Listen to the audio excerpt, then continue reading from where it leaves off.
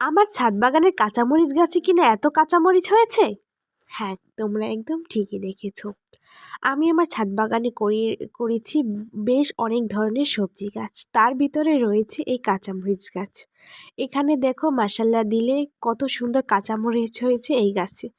আমরা কদিন পর পরই এই গাছে জৈব সার প্রয়োগ করি, যার ফলে এত সুন্দর ফলন পাই।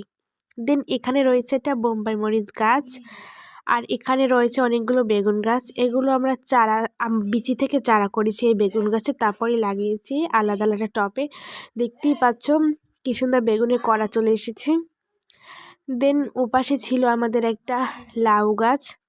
লাউ গাছটা কেন জানি না আমি বেশ ভালো হয়নি, ইঁদুরে কেটে ফেলেছে পুরো গাছটাকে, তাই এটা খারাপ হয়ে গেছে। আর এখানে ছিল একটা পেঁয়াজ গাছ। এই পেঁয়াজ ফুলটা আমি প্রথমবার দেখছি, থোকা থোকা ফুল ফোটে গোল গোল, যেটা আমার কাছে খুবই ভালো লেগেছে। তোমরা কি কখনো দেখেছো পেঁয়াজ ফুল? তাহলে কমেন্ট করে জানাও। দেন বাই।